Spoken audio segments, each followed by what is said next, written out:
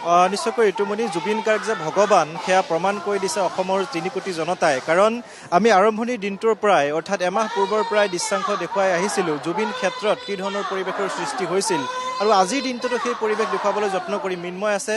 মিন্ময় দেখুৱাব যে এগৰাকী শিল্পীক কিমান ভাল পালে তেওঁৰ সমাধি ক্ষেত্ৰ মন্দিৰলৈ ৰূপান্তৰিত হ'ব পাৰে।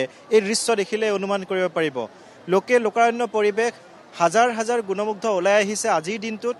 এমাহ হ'ল জুবিনবিহীন এমাহ অসমবাসী ৰাইজে পাৰ কৰিছে আৰু আজিৰ দিনটোত এক প্ৰকাৰ লোকাৰণ্য পৰিৱেশ। যেনিয়ে চাই তেনিয়ে কেৱল মানুহ আৰু মানুহ দেখিব। আপুনি যদি চাই ওপৰৰ পাহাৰৰ টিলা এটা আছে আৰু সেই টিলাটোত মিন্ময়ে দেখুৱাব এক প্ৰকাৰ লোকাৰণ্য পৰিৱেশ। তলততো মানুহ আছেই আৰু ওপৰলৈ মানুহ উঠিছে আৰু ওপৰৰ পৰা মানুহে এইখিনি মুহূৰ্তত জুবিনৰ যি সমাধি ক্ষেত্ৰ য'ত জুবিন গাৰ্গে অন্তিম শয়নত শুই গৈছিল সেইটো স্থান পৰ্যবেক্ষণ কৰিছে, চাইছে এবাৰ দূৰৰ পৰাই আৰু কিছু সময় ৰৈ জুবিন গাৰ্গক অনুভৱ কৰিছে, জুবিন গাৰ্গৰ গীতসমূহ আওৰাইছে আৰু তেনেধৰণে সময় পাৰ কৰিছে।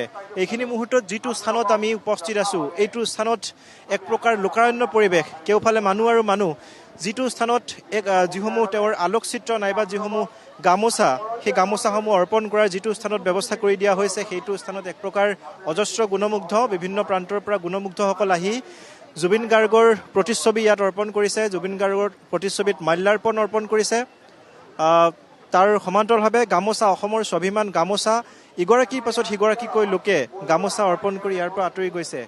আমি কৈছোঁৱেই শদিয়াৰ পৰা ধুবুৰীলৈ বিভিন্ন প্ৰান্তৰ পৰা লোকসকল ওলাই আহিছে আজিৰ দিনটোত এমহীয়া শ্ৰাদ্ধ অনুষ্ঠান উপলক্ষে আৰু শ্ৰদ্ধাঞ্জলি অনুষ্ঠান যিহেতু ৰাজহুৱাভাৱে অনুষ্ঠিত কৰা হৈছে গতিকে সেই উপলক্ষে বিভিন্ন প্ৰান্তৰ পৰা আহি এই ধৰণে ইয়াত জুবিন অনুৰাগীসকলে গুণমুগ্ধসকলে ভিৰ কৰা পৰিলক্ষিত হৈছে। আমি কথা পাতিবলৈ চেষ্টা কৰিম, মনৰ কথা জানিবলৈ চেষ্টা কৰিম গুণমুগ্ধসকলৰ। বাইদেউ আপোনালোক ক'ৰ পৰা আহিছে? বঙাইগাঁৱৰ পৰা আহিছোঁ। কিমান মানুহ আহিছে আপোনালোকে? আমি 6জন আৰু বহুত আহিছে গাড়ী, কিন্তু আমি 6জন আহিছোঁ এখন গাড়ী লৈ। মাইকী মানুহ 6জন। আগতে আহিছিল নে প্ৰথমবাৰ? নাই, আজি প্ৰথমবাৰৰ কাৰণে। জুবিন দা নাই যেন অনুভৱেই নহয়।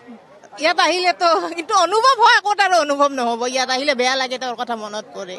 সেয়ে আৰু নিশ্চয়কৈ এইসকল বঙাইগাঁৱৰ পৰা আহিছে। তেনেকৈ মই কৈছোঁৱেই শদিয়াৰ পৰা ধুবুৰীলৈ বিভিন্ন প্ৰান্তৰ পৰা গুণমুগ্ধসকল আজি আহিছে আৰু এক প্ৰকাৰ ভগৱানৰ নিচিনাকৈ তেওঁক পূজা অৰ্চনা কৰা পৰিলক্ষিত হৈছে। কাৰণ আপুনি বাওঁফালে যদি চাই, বাওঁফালে আমি দেখুৱাম কিছু দৃশ্যাংশ, কাৰণ যথেষ্ট ভিৰ হৈছে। মিন্ময় আগুৱাই আহিব।